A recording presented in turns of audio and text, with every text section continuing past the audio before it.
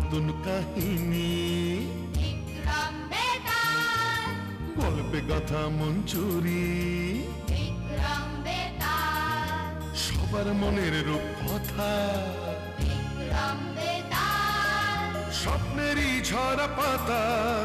বিক্রম বেতাল।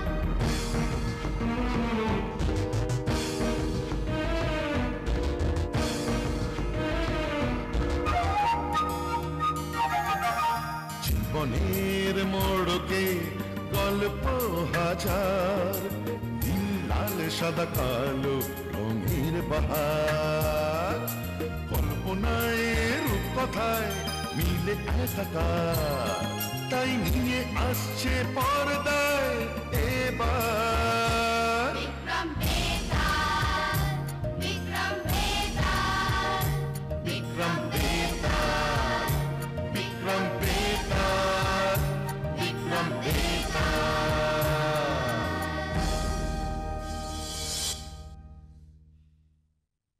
ও কাল আগে পশ্চিম ভারতে চন্দনপুর নামে এক রাজ্য ছিল। সেই রাজ্যের রাজা ছিলেন চিত্রবাহু। তার সুশাসনে রাজ্যের প্রজারা সুখে শান্তিতেই বাস করত।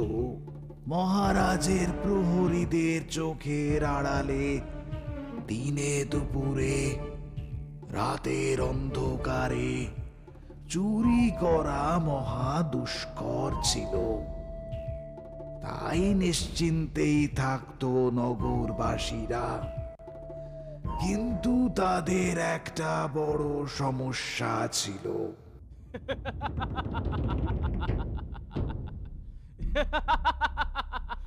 দয়া করেন, দয়া করেন, এ আমার সারা জীবনের সঞ্চয়, দয়া করেন। দয়া দয়া ত্রিবিদ নারায়ণ, যুবরাজ ত্রিবিদ নারায়ণ দয়া কাকে বলে জানে না। না না না না, এ অন্যায়, এ অন্যায়, দিয়ে দিন আমায় যুবরাজ। হাট!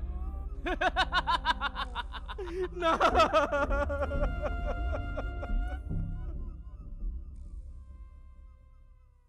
মহামন্ত্রী, কি যে হবে?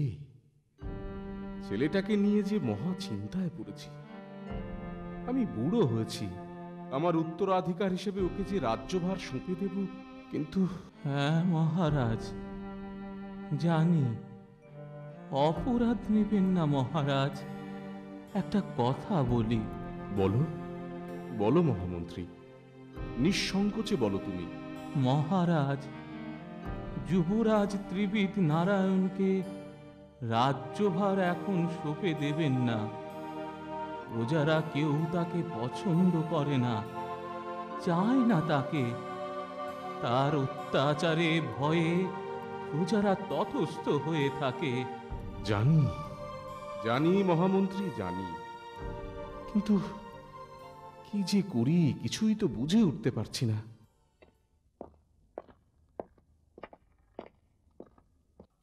প্রণাম পিতা। কি হয়েছে? কি প্রয়োজনে এসেছো তুমি? পিতা, আগামীকাল প্রভাতে আমি শিকারে যেতে চাই, তাই অনুমতি নিতে এলাম। কত আর অনুমতি নাও আমার? যাও, শীঘ্রই ফিরে এসো।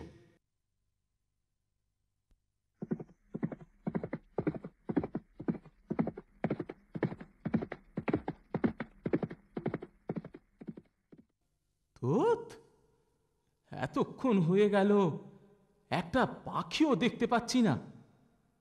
না, ফিরে যাই। না না না, কিছুতেই না, খালি হাতে ফিরবো? ক্ষত্রিয় বীর হয়ে খালি হাতে? না না, কিছুতেই না। আর একটু ঘুরে দেখি, যদি কোনো পশুর সন্ধান পাই।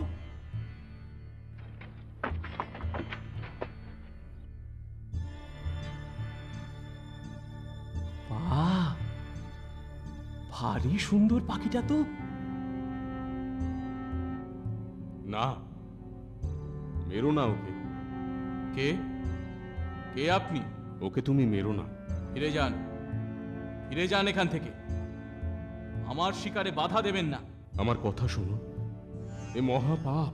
আমি ক্ষত্রিয় বীর, শিকার করা ক্ষত্রিয়ের ধর্ম। যাও, যাও এখান থেকে। শোনো শোনো শোনো আমার কথা। এত বড় স্পর্ধা, তুমি আমার কথা অমান্য করলে। আমি তোমায় অভিশাপ দিচ্ছি, এখনই তুমি জঙ্গলি বাঁদরে পরিণত হবে।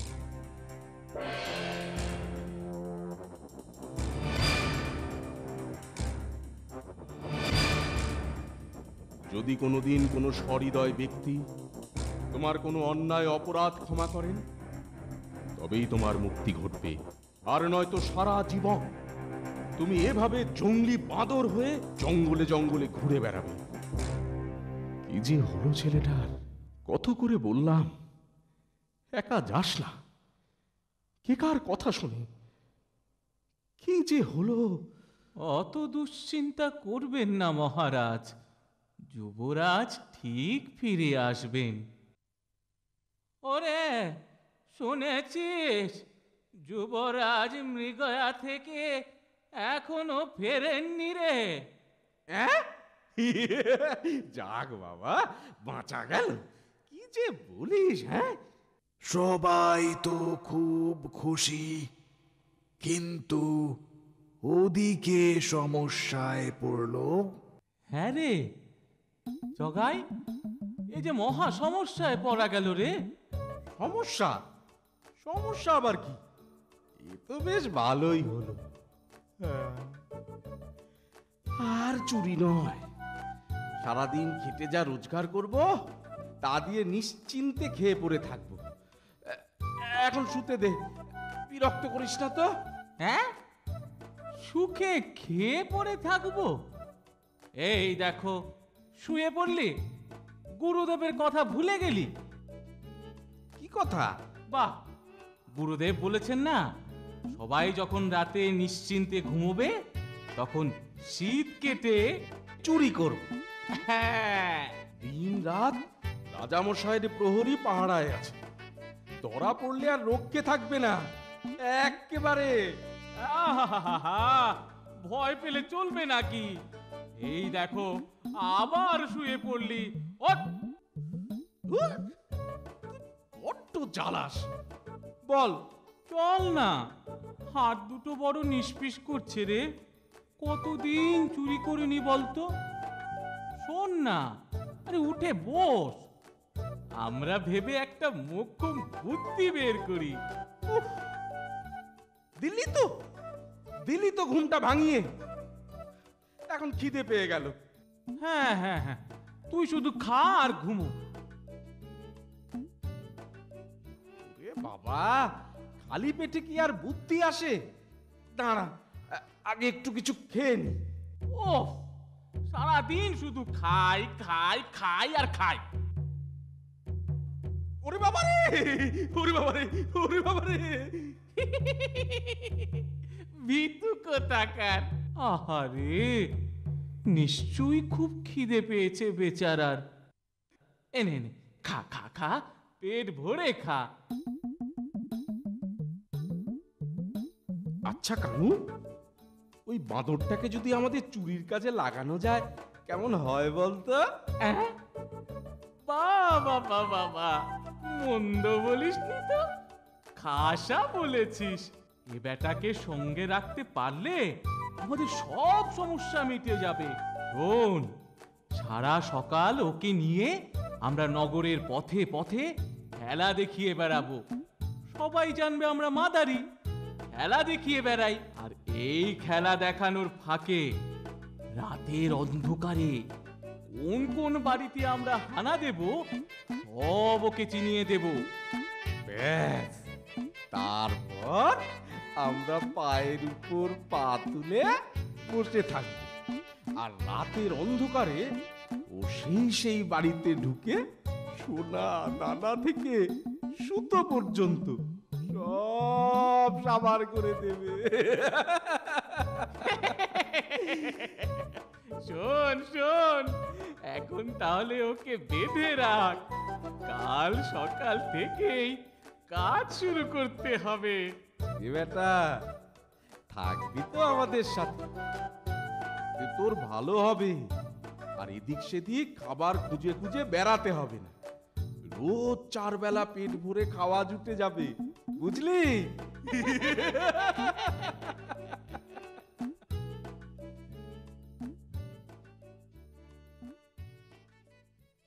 আসুন আসুন, আরে খেলা দেখে যান, হরেক রকম খেলা দেখে যান, বাদর নাচ দেখে যান। হ্যাঁ, এই দেখ দেখ, বাদুর খেলা দেখাতে এসেছে রে। এই দেখ, হ্যাঁ দেখ দেখ দেখ দেখ, এই দেখ বাদর খেলা রে, এই দেখাতে এসেছে রে। এ, কি সুন্দর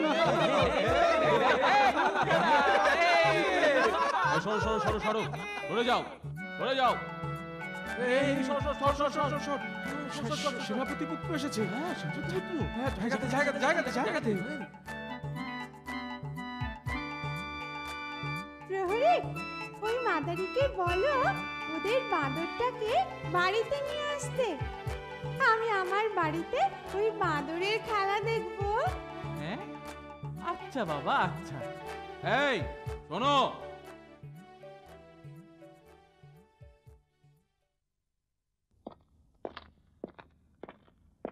এটা সেনাপতির বাড়ি। ওরে বাবা, চুপ চুপ করো, ওই উনি আসছেন। তো তোমরা খেলা দেখাও? হ্যাঁ, আমরা আমরা খেলা দেখাই। শোনো, আমার পুত্রের তোমাদের বাদর খেলা খুব ভালো লেগেছে, তাই রোজ সকালে তোমরা এসো খেলা দেখাতে, কেমন? ওরে বাবা,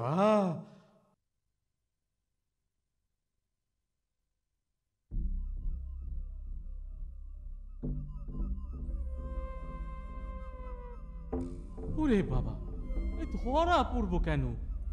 চুরি আমরা করলে তবে না ধরা পড়বো। তবে ভুলে গেলি, চুরি করবে ও, আর আমরা বসে বসে দেখবো।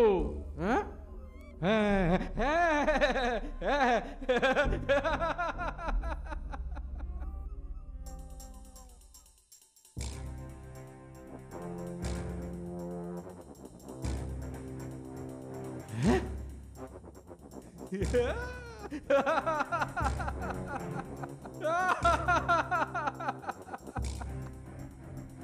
কেমন মোক্ষম বুদ্ধিটা খাটিয়েছি বলতো?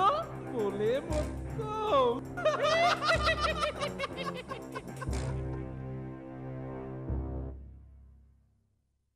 মহারাজ মহারাজ, মহা বিপদ হয়ে গেছে মহারাজ। কি হয়েছে সেনাপতি? এই বেশি রাজসভা এসেছো কেন?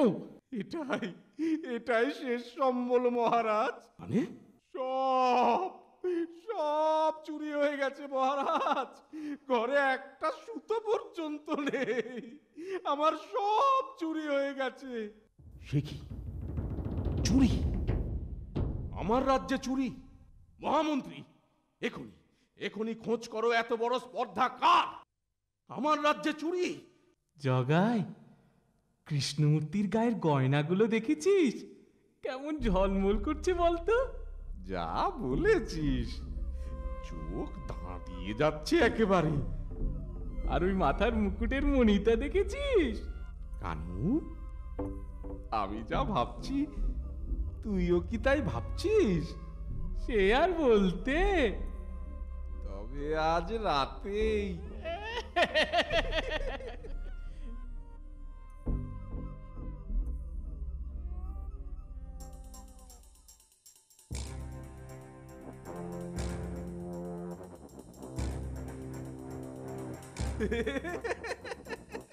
দে দে, সাবাস সাবাস। ব্যাস, আর কোনো চিন্তা নেই রে। এই গয়নাগুলো বেচে যা অর্থ পাবো তা দিয়ে সারা জীবন নিশ্চিন্তে কেটে যাবে।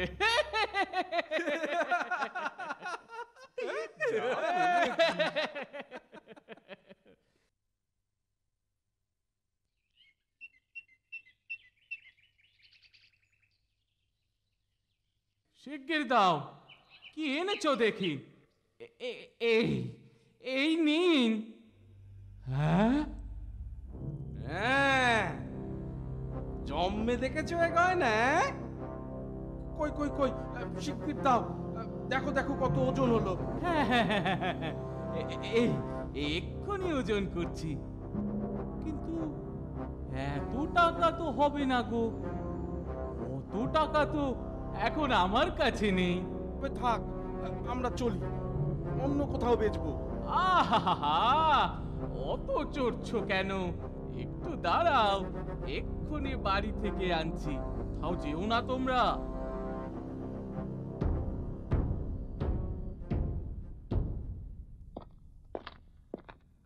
প্রণাম মহারাজ। কি প্রয়োজন স্বর্ণকার এ সময়? দেখুন তো মহারাজ, এই হাটটা আপনি চিনতে পারেন কিনা? হ্যাঁ, এই এই হাটটা, এটা তো আমি যুবরাজের জন্মের সময় শ্রীকৃষ্ণ মূর্তিকে পরিয়েছিলাম, কিন্তু এটা তোমার কাছে কি করে এলো? মহারাজ, মহাবিপদ হয়ে গেছে মহারাজ। কি হয়েছে পুরোহিত? মহারাজ, শ্রীকৃষ্ণ মূর্তির সব গয়না চুরি হয়ে গেছে। এবার বুঝলেন মহারাজ? কে আছো? প্রহরী! ওরে বাবা রে, মরে গেলাম! বাঁচাও! এত বড় স্পর্ধা! সেনাপতির বাড়ি চুরি করেছো, আবার আবার শ্রীকৃষ্ণ মূর্তির গয়নাও! আর কোনদিন হবে না মহারাজ, ক্ষমা করে দিন। আমাদের কোনো ক্ষমা নেই। প্রহরী, এদের এখনই এখনই অন্ধকার কারাগারে সারা জীবনের জন্য বন্দি করে রাখো, আর এই বাঁদরটাকেও সঙ্গে নিয়ে যাও। না, ওকে রাজোদ্যানে ছেড়ে দাও। দেখো ওর খাওয়া দাওয়ার জন্য কোনো অসুবিধা না হয়।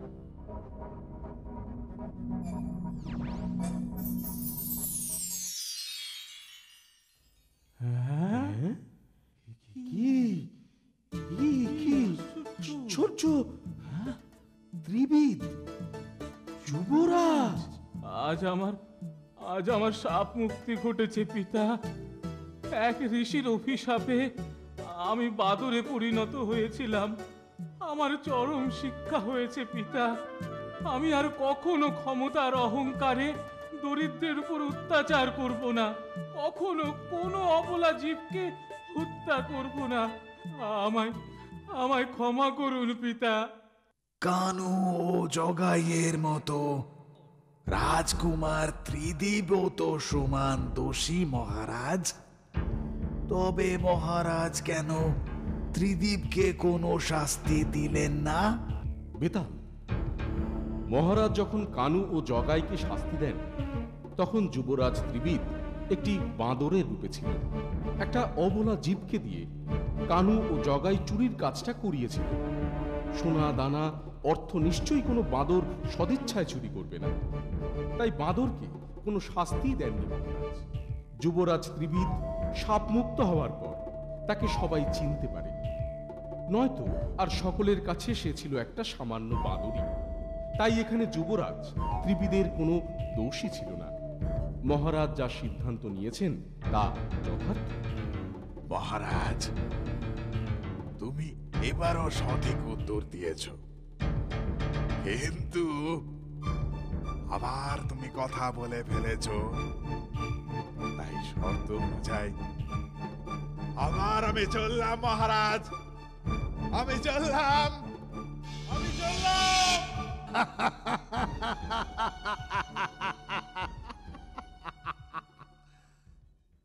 বেতাল, বেতাল যেও না, যেও না বেতাল, দাঁড়াও দাঁড়াও, আমি আসছি। বেতাল, বেতাল তুমি যেও না, বেতাল।